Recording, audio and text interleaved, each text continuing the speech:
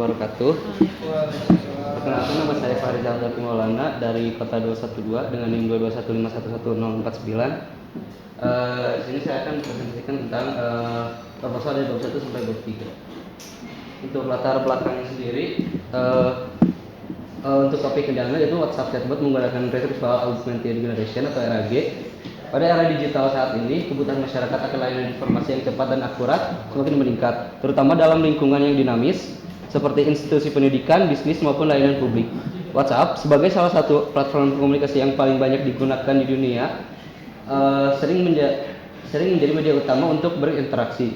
Namun banyak pihak kesulitan menyediakan sistem otomatis yang fleksibel dan dapat disesuaikan dengan kebutuhan spesifik pengguna. Mengutip dari Tempo.co, pengguna WhatsApp pada tahun 2024 mencapai lebih dari 2,78 miliar dan Indonesia menjadi negara terbesar keempat pengguna aktif WhatsApp dengan pengguna sebanyak 86,9 juta.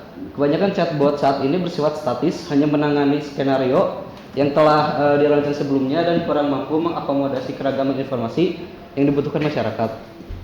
Kemudian untuk menjawab tantangan tersebut, dikembangkanlah sebuah sistem chatbot berbasis teknologi Retrieval Augmented Generation atau RAG.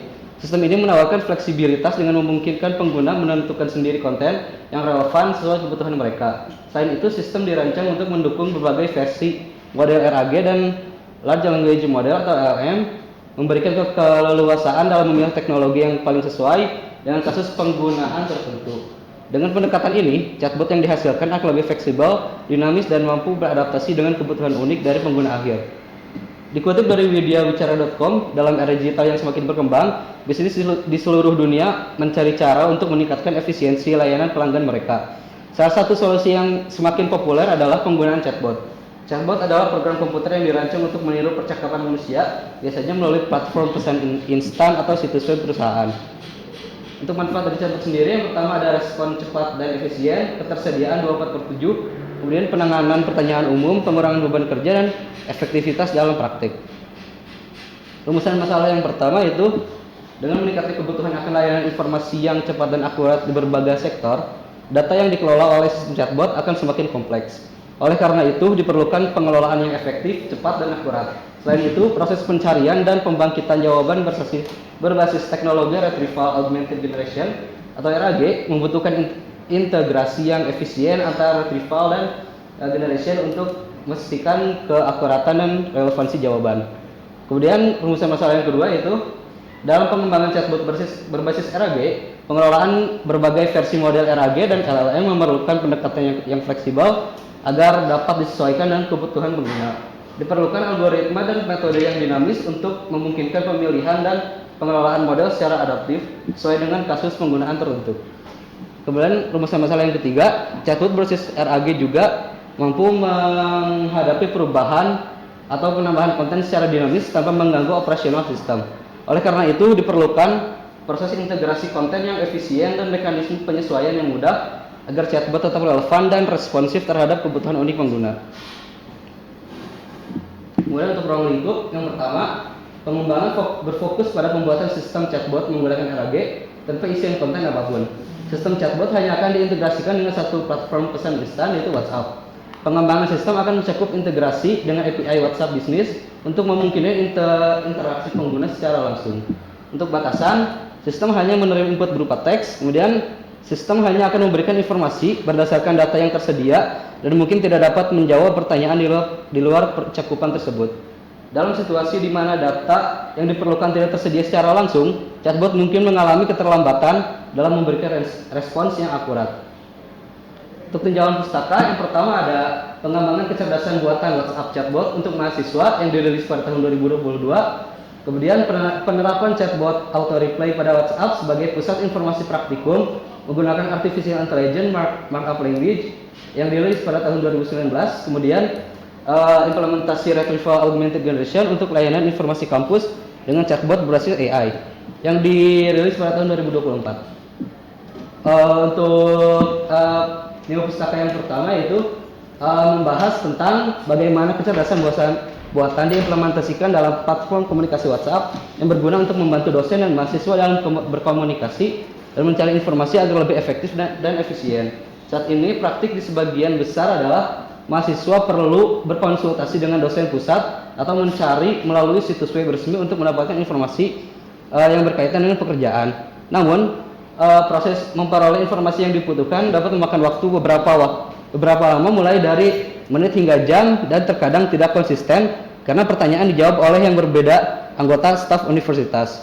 Ada grup chat WhatsApp bagi mahasiswa untuk berinteraksi dengan dosen pusat, tetapi grup chat bisa kewalahan oleh pertanyaan karena jumlah anggota yang sangat besar sehingga menyebabkan pesan penting menjadi diabaikan.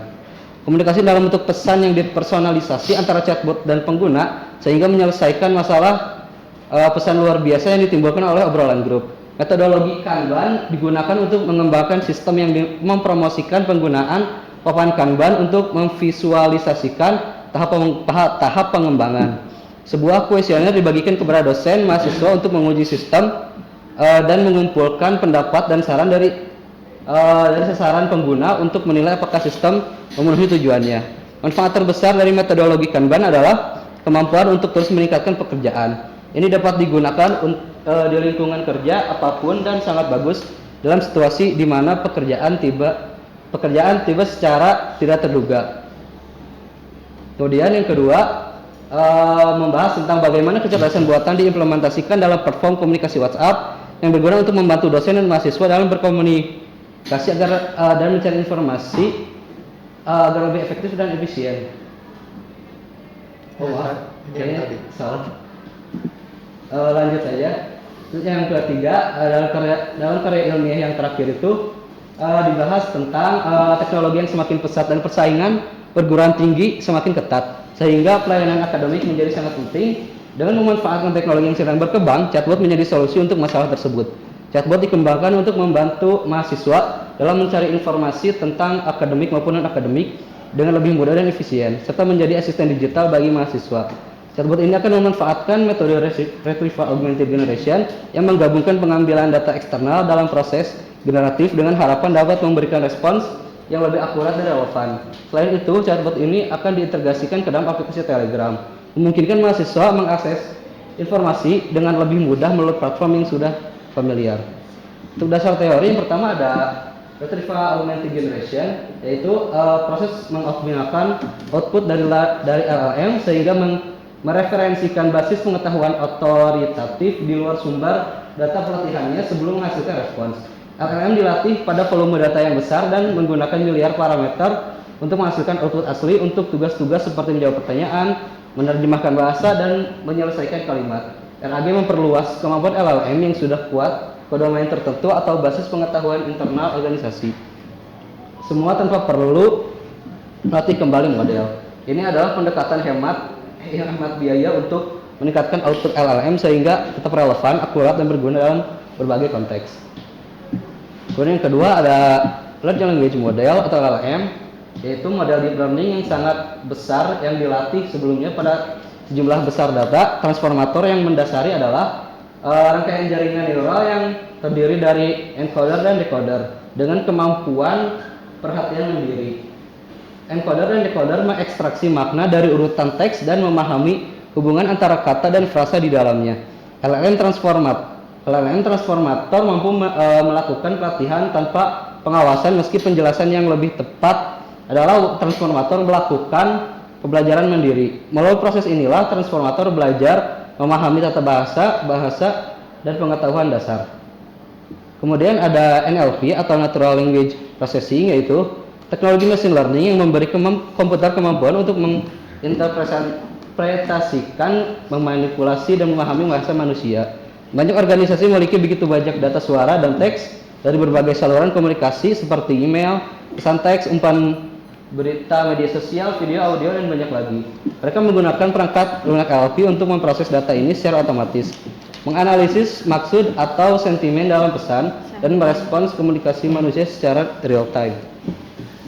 Kemudian artificial intelligence, kecerdasan buatan, yaitu simulasi dan kecerdasan yang dimiliki oleh manusia yang dimodelkan di dalam mesin yang diprogram agar bisa berpikir seperti halnya manusia. Sedangkan menurut McLeod dan Sell, kecerdasan buatan adalah aktivitas penyediaan mesin seperti komputer dengan kemampuan untuk menampilkan perilaku yang dianggap sama cerdasnya dengan jika kemampuan tersebut ditampilkan oleh manusia. Dengan kata lain, AI merupakan sistem komputer yang bisa melakukan pekerjaan-pekerjaan yang umumnya memerlukan tenaga manusia atau kecerdasan manusia untuk menyelesaikan pekerjaan tersebut. AI ini merupakan teknologi yang memerlukan data untuk dijadikan pengetahuan, sama seperti manusia. AI membutuhkan pengalaman dan data supaya kecerdasannya bisa lebih baik lagi.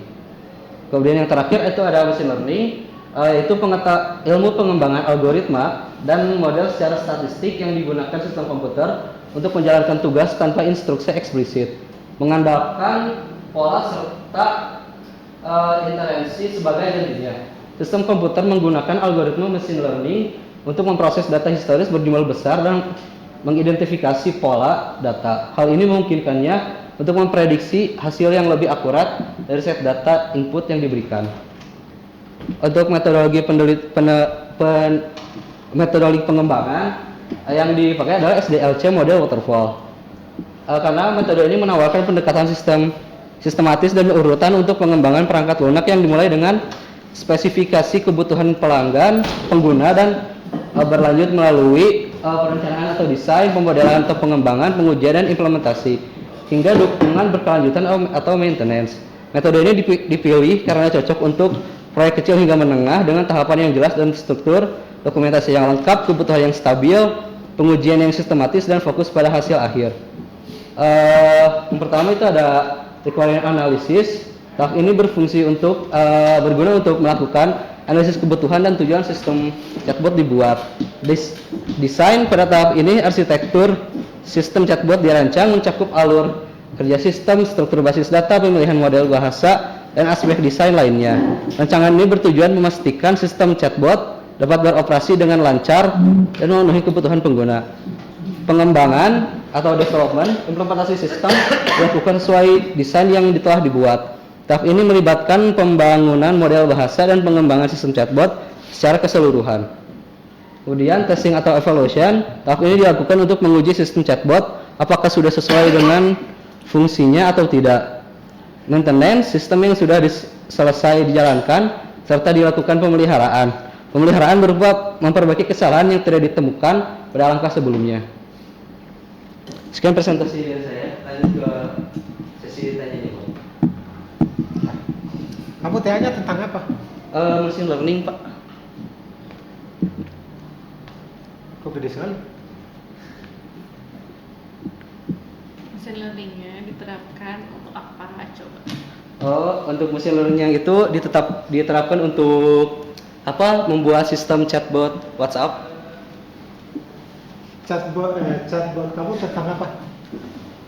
Bikin sistemnya aja, Pak. Jadi hanya Ya udah kalau gitu dicari dulu kamu buat topiknya tentang apa, baru nanti presentasi lagi. Nggak sadar ya? enggak, Pak. Enggak. Coba kalau bisa itu ya mirip seperti daftar pustaka nomor 2 lah, coba lihat. Nah itu kalau ditanya topiknya apa, jawabnya kira-kira apa?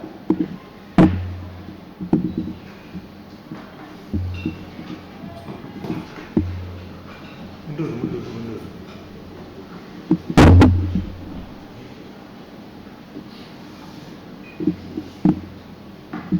Udah banyak yang dipresentasikan, tapi sebenarnya topik TA-nya nggak sadar apa tentang apa.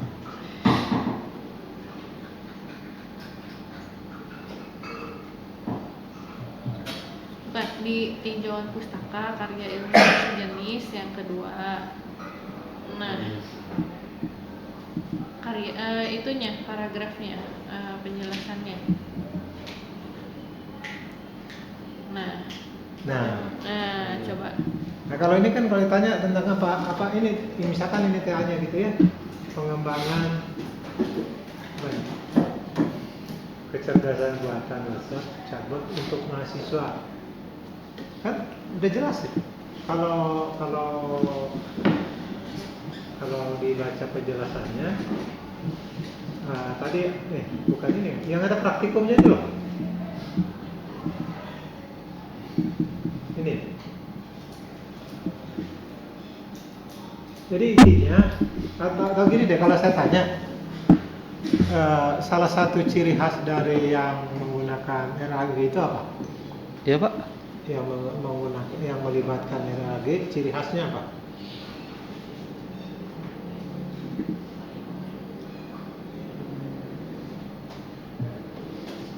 Belum nangkap, belum lah. Belum, Pak. Belum. Pasti ada training data eksternal, ya kan? Iya. Nah, data eksternal kamu apa? Nanti. Belum, Pak. Nanti kan jadi saya itu sebelumnya udah diskusi sama Pak Rizky itu sebelumnya mau mitra sama di PT Digis. Cuman kata pas sama PT Digis tuh disuruh bikin tentang chatbot buat panduan umroh dan haji. Cuman pas diskusi lagi sama Pak Rizky ternyata cukup sampai bikin sistemnya aja. Jadi nanti pengguna tuh tinggal milih RAG model apa sama LLM model apa nanti. Nah, kamu milih RAG model apa? Nggak pernah ngomongin kan dari tadi? Iya. Nah, itu makanya tentang apa nggak bisa jawab. Ya, jadi kamu belum memilih RAG. Nah, RAG itu berhubungan dengan yang tadi bakal suruh belajar apa. Nah, bakal disuruh belajar apa itu biasanya spesifik.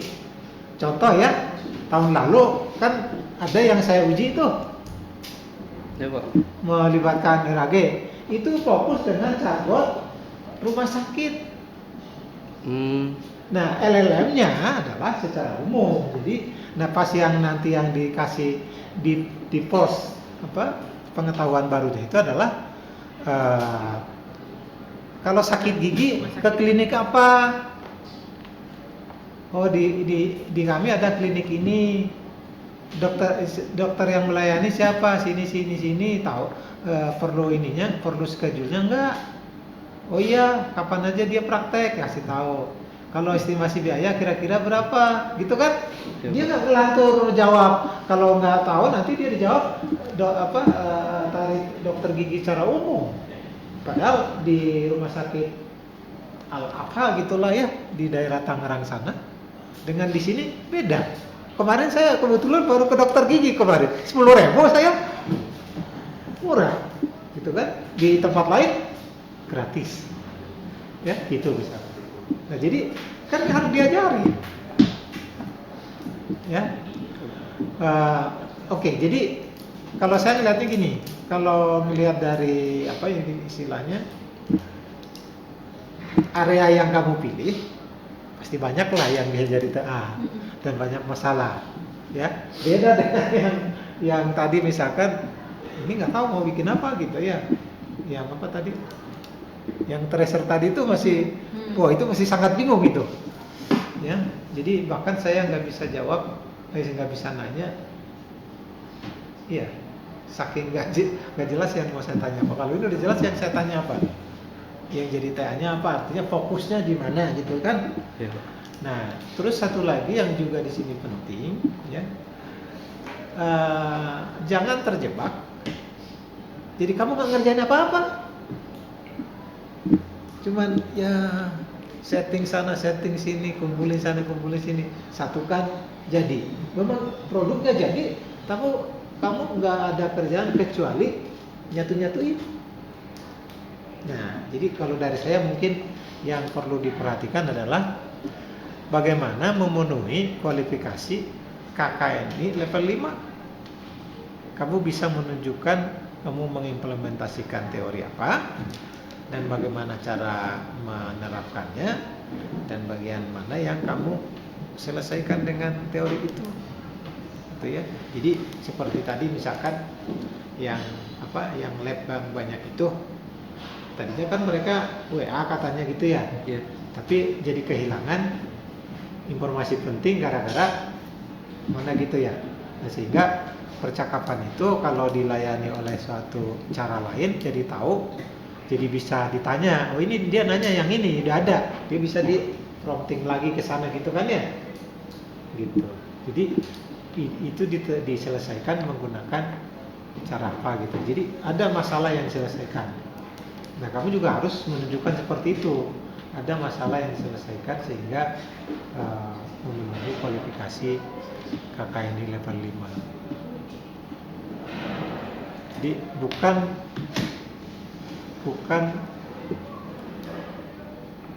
Tidak cukup hanya menyelesaikan masalahnya. Kalau hanya menyelesaikan masalahnya itu namanya konsultan cari duit. Ya. Pokoknya masalah dia selesai cukup. Caranya gimana ya? Mungkin harganya nanti yang berbeda ya. Iya. Ya, gitu. Enggak? Oke. Ya saya sempat mendengar juga pembicaraan sahabat saya itu dengan Dia. anak kesayangan saya ini, Pak. Jadi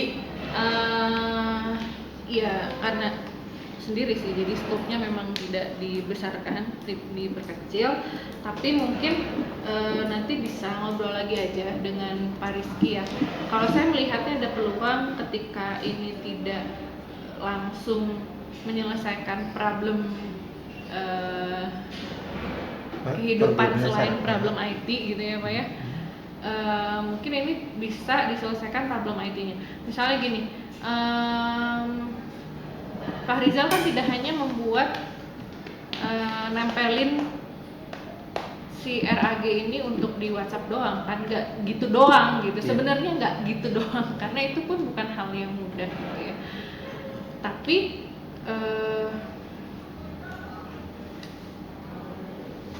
apa yang Pak Rizal buat ini bisa dipakai sama orang lain gitu. Mungkin nggak Pak? Jadi dia Mungkin. membuat kayak semacam CMS kalau website itu. Tahu CMS gak? Konten. Content management system apa ya? Jadi orang tuh kalau mau bikin website udah tinggal ngisi kontennya doang. Oh, Kayak blog, kayak bikin blog. brand, kayak bikin brand. Kayak blog gitu. Terus dia interface-nya itu udah diarahin dari sananya, udah tinggal kamu klik ini untuk punya interface kayak begini gitu. Kayak gitu ya. Terus udah gitu ada konten-kontennya udah tinggal diisi gitu. Jadi orang tuh udah gampang mau bikin website sekarang tuh. Gitu. Makanya kalau bikin website nggak langsung bisa jadi TA kan, karena orang bisa bikin pakai CMS kalau cuma sekedar portal doang ya Pak ya. Gitu. Makanya kan kenapa TA akhirnya juga semakin kesini ya semakin harus terlihat rumit, karena ya semakin kesini IT bisa di kayak website gitu ya, contohnya ya bisa dibuat sama orang yang bukan orang IT gitu. Dan gak perlu basic IT dengan pakai CMS yang ada, dengan pakai Blogspot, dengan pakai WordPress. Itu udah untuk membuat website. Itu udah dirangkum tadi pernyataan saya. Pastikan memenuhi level 5 KKNI tadi. Nah, Jangan terjebak kamu jadi tukang rangkainya. Gitu kan? Karena tetap bisa jadi mencapai apa yang kamu bicarakan, tapi kamu sendiri tidak berpikir selevel level itu. IT D3 gitu loh. Gitu ya. Jadi mungkin kamu nggak harus ada problem nyatanya ini untuk umroh haji kah, untuk rumah sakit kah gitu. Tapi kamu bisa develop CMS-nya ibaratnya gitu. Sehingga orang yang mau pakai kok saya jadi ROG. Ragnarok online. Tapi tetap harus ada ininya loh ya, tetap ada case-nya. Ya, tapi Contoh kasus implementasinya. kamu mau mungkin membuat itu, tapi kan nanti harus diuji juga gitu. Intinya itu, apa yang menjadi bahannya untuk kamu bisa mengujinya, gitu. Bu, bisa nggak karena cuma mau uji doang, jadi pakai misalnya yang udah misalnya yang udah ada misalnya, karena kamu tuh mendevelop CMS-nya. Nah, dengan CMS yang kamu bikin, terus pakai yang udah pernah juga pakai ROG, hasilnya kayak gimana? Percis nggak?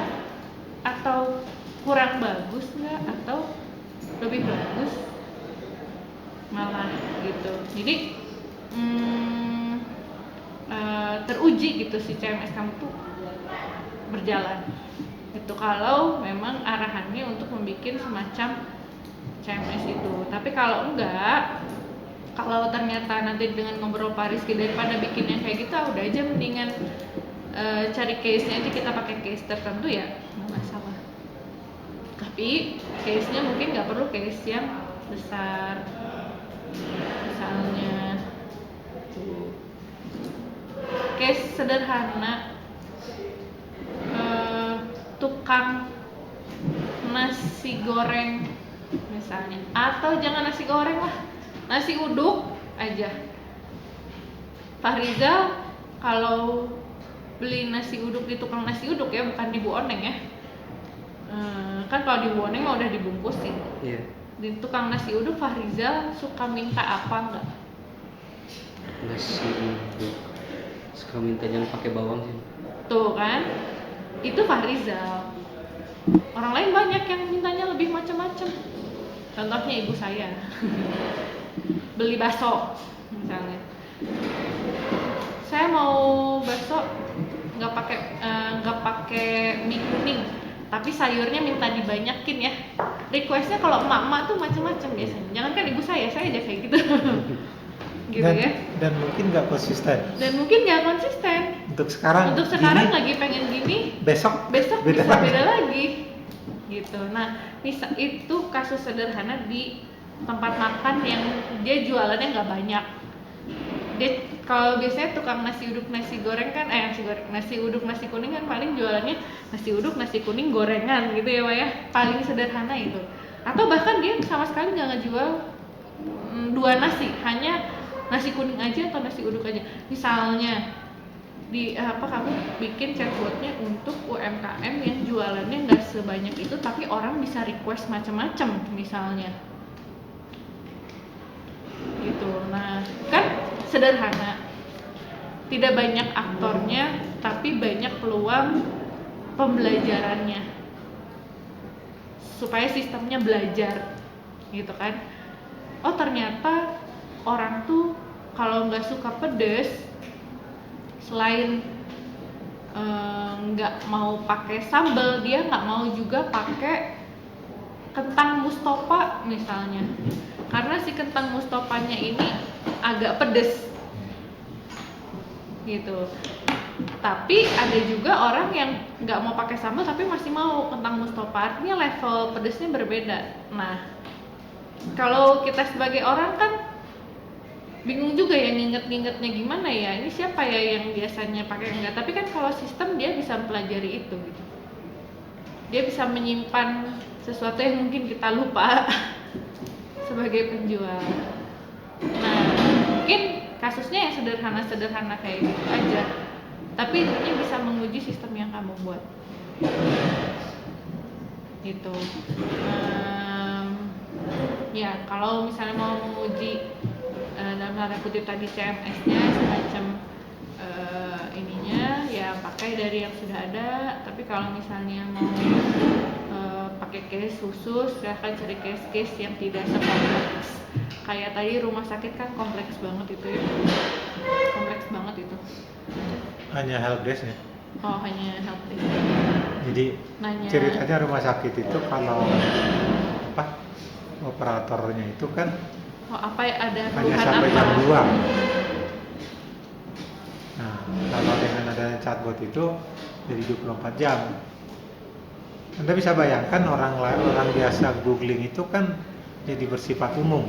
Ini fokus rumah sakit itu gitu loh. Jadi seolah-olah ada orang yang nungguin 24 jam chatbot gitu. Nah, yang RAG-nya itu berjalan ketika ada informasi eksternal yang difokuskan.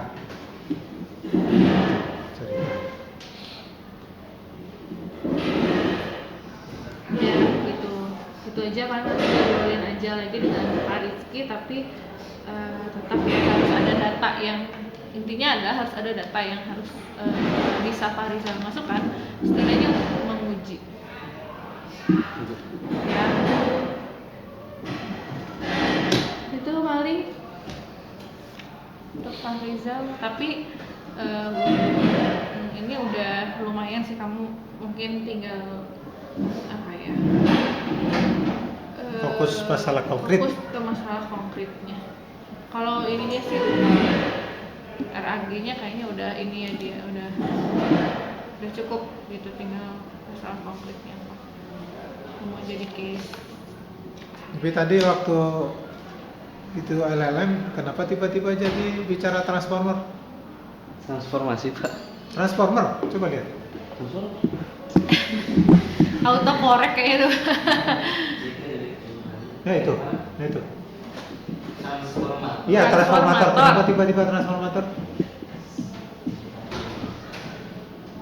Dari website itu Pak. Hah? Dari website. Di antara kalimat pertama dengan kalimat kedua ada yang kamu tidak ketik nggak?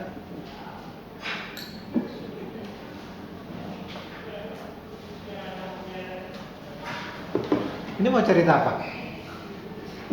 Cerita tentang LLM-nya. LLM-nya atau LLM transformatornya?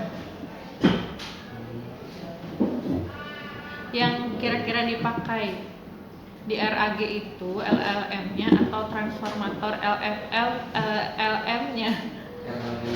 LM-nya aja kan. Ya, dari cara mengambil tulisan yang mau ditayangkan itu bisa ketahuan di belakangnya apa.